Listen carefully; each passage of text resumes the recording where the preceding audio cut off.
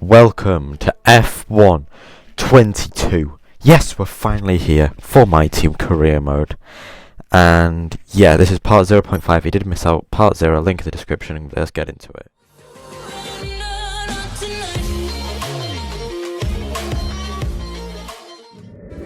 So yes, welcome to F1 22, my team.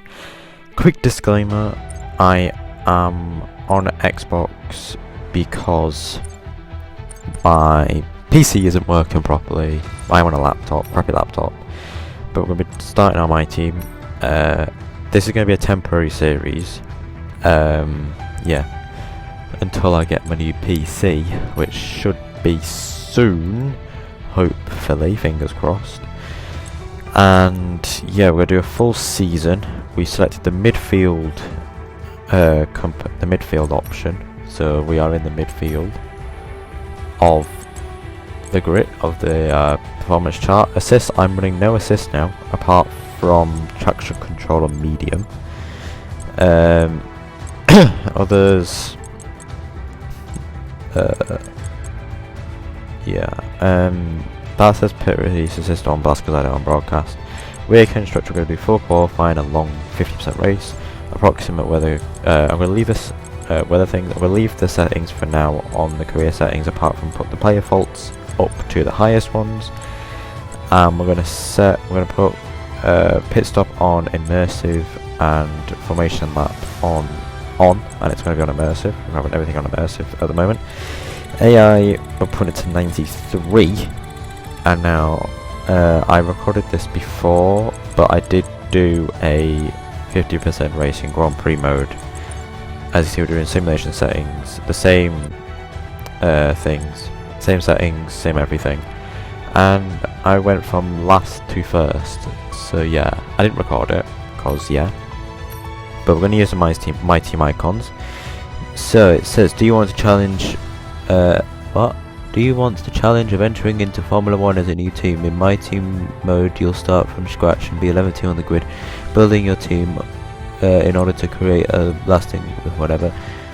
Being both the owner and the driver, blah blah. Yeah, you can read that. You can pause the video if you want. Here you'll experience the world of Formula 1, not only as a driver, but as the owner of a brand new F1 team. First things first, let's create your driver. So yeah, now we're going to get into the customization bit now for the driver profile. And also you're going to keep seeing that online services error. I did keep having it whilst I was recording. There is quite a few of them. I apologise. They will be... I'll try to get it fixed with my online stuff before I start recording the Bahrain Grand Prix.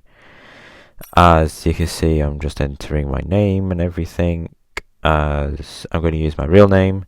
I'm British. We're going to use the... my thing is DAG, 3-letter thingy. Got another online services error. It's a bit stupid, to be honest. But yeah, this is also the first time me loading up the game on Xbox as well. I only just got it on Friday. I've been trying to get my PC version of the game working. We're going to use the number 41, which is finally in the game, as I couldn't use it last year because one of the F2 drivers, I think Nick, had it. So now we're going to get into the helmet, the overalls customization bit now. As I did spend a little bit of time, I should have cut this out, but I didn't because I wanted to show you guys the numbers if you wanted to use the colours yourself. So yeah, I am the livery. I'll show, you'll see it in a bit, but I'm not going to show you me making it because I spent ages making it. And yeah, also for when I move to PC and I start a new career mode save, I will be starting a new career mode save, and I will, depending on where I finish this the Xbox version series of my team, I will pick that selection option for the start of my team, of my PC, my team one. as I had to go back there to copy all the colours over because I forgot to copy them, because we're going to use similar colours, well, the same colours for the overalls, just in a different way. But yeah, if you're enjoying this video and you are excited to see more My Team career mode content, as we get we get a warning this time, for in case, because Discord changes and stuff. But yeah, if you are looking forward to the series, this is actually going to be this is going to be actually the part 1 series. It's like the starter off series. The main series won't start until I've got my new PC and I've got F1 working on it. But yeah, if you are looking forward, then make sure to leave a like and subscribe down below, and also yeah, subscribe, because I'm trying to hit 100 subs by the end of the year, and if that doesn't happen by the end of the year, I'm going to try to get it to before F1 23 comes out next year. So subscribing helps me a lot, helps me have the energy to record these videos for you guys. So yeah, now we're getting into the team stuff, and I did do a poll on my Instagram, so thank you all very much for voting on that, the people who did, and the team will be called 141 Motorsport, as 56% of you guys voted for, as it continues the 141 Motorsport. And now for the sponsors, I again put a poll on my Instagram story, so thank you guys who voted.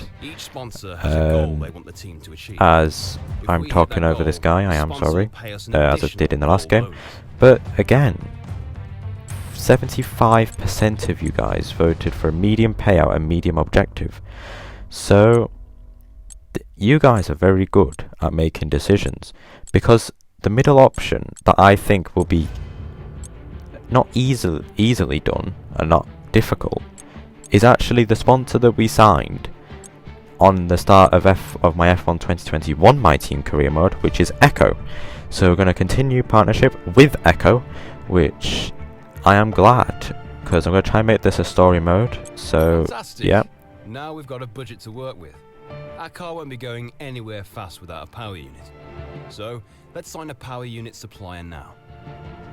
Right, so now we're going to pick our engine supplier. I spent forever looking for it, but we've got a thing now. We need both performance and durability from our power unit, but we also need to balance the books. We're going to have a lot of other areas to invest our cash into. Right, so we've got Renault E-Tech, which has 83 performance, 82 durability. We've got the Red Bull Power Trim, which has 90 performance and 81 durability. We've got the Mercedes, which has got 90 performance and 90 durability. We've got the Ferrari engine, which has 95 performance and 97 durability. Now, the Ferrari engine doesn't have that much durability. That's because we are still waiting for a performance patch, a post-thing patch, but we signed with Mercedes Power. As I'm just going to talk over this guy, because you would have seen other content creators be quiet when they did theirs, and I thought I'm going to make it a little bit different, because I don't want to copy other people. So yeah, we've got the option of the My Team icon, but we don't have the option of every single My Team icon from the start. I think you can pick between 7 of them, 6 or 7 My Team icons from the start. As yeah, we've also got the F2 drivers as well. Now, I recorded this before I looked at what you guys said, and a couple of you guys did say Oscar Piastri, and I am sorry, I did not pick Oscar Piastri. That's just some out there for you. But yeah, so we've got Michael Schumacher, Ayrton Senna, Alan Prost, Jenson Button, David Coulthard and Felipe Massa as the icons, and they've got Oscar Piastri, Felipe Drugovich, Liam Lawson, Jack Aitken, Marino Sato, Enzo Fittipaldi and Roy Nissany. Now, I decided to pick with Jack Aitken. That's because I wanted to keep British, because I want this to be a British-based team. Now I could have picked David Coulthard or Jenson Button, but I wasn't going to because they're my team icons, so I decided to pick Looks Jack like we Aitken. can afford this power unit supplier and teammate. Go ahead and confirm if you're happy. Right, okay. So we've got 5.4 mil still in the bank, which is good. So now onto the car livery, which I've cut this out, but you'll see it in the revealing in the next bit of the video. So let's head over to Will Buxton for your F1 paddock pass.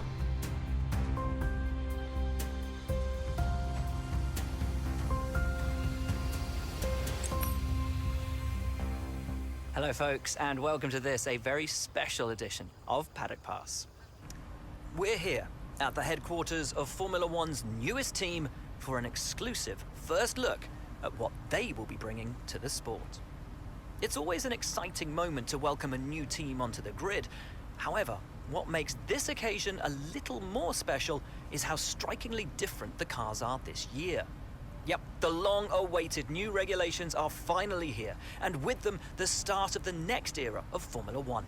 The 2022 season ushers in a change of direction to the regulations aimed at promoting closer racing, with new aero additions in the form of swooping front and rear wings, along with the new eye-catching 18-inch low-profile tyres that will push tyre technology to the limit. So then, the question remains as to whether this team can grasp the opportunity before them with both hands and lead the charge against the rest of the paddock. We'll find out soon enough, as the new season is just about to begin. But first, let's see the unveiling of the team's car and meet the owner of the brand new Formula One team.